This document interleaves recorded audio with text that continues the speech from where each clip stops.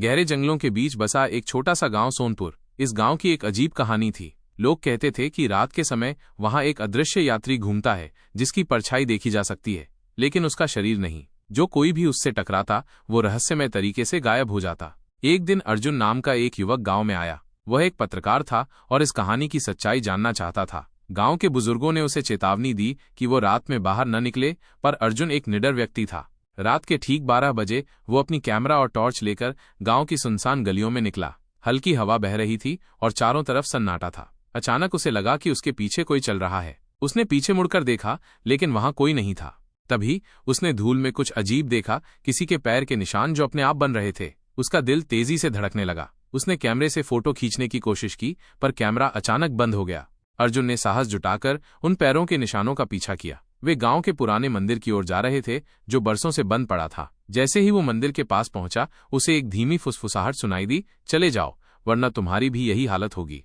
अर्जुन कांप उठा, लेकिन उसने हिम्मत नहीं हारी। उसने दरवाजा धक्का देकर खोला। अंदर का दृश्य देखकर उसकी सांसें थम गईं। वहां कई पुरानी तस्वीरें लगी थीं, जिनमें गांव से अचानक गायब हुए लोग थे। पर सबसे चौंकाने वाली बात यह थी कि उनमें से एक तस्वीर में अर्जुन खुद भी था। उसे महसूस हुआ कि उसके पीछे कोई खड़ा है। वो घबराकर पीछे मुड़ा, लेकिन वहां कुछ नहीं था।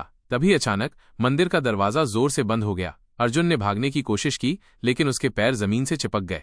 अचानक एक ठंडी हवा चली और अर्जुन की आंखों के सामने अंधेरा छा गया। अगली सुबह गांव के लोग मंदिर के पास पहुंचे तो वहां अर्जुन का कोई निशान नहीं था। सिर्फ जमीन पर ताजा बने पैरों के निशान थे, जो मंदिर से बाहर की ओर जा रहे थे।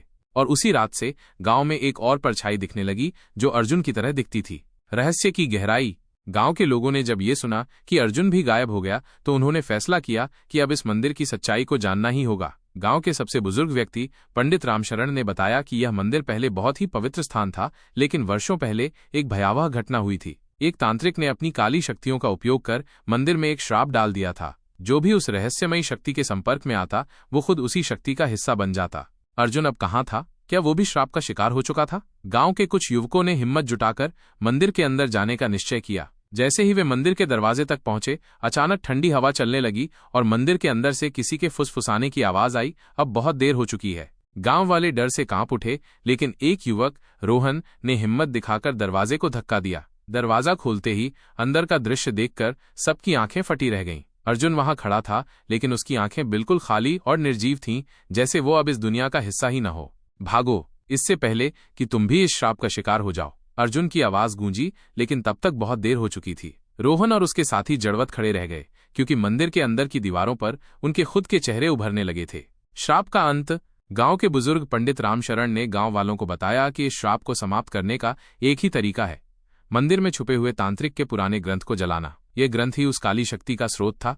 रोहन और उसके दोस्तों ने हिम्मत जुटाकर मंदिर के अंदर जाकर ग्रंथ को ढूंढना शुरू किया। जैसे ही उन्होंने उसे उठाया, अचानक मंदिर की दीवारों से अजीब सी आकृतियां निकलने लगीं, परछाइयां तेजी से हिलने लगीं और एक गहरी चीख गूंजी।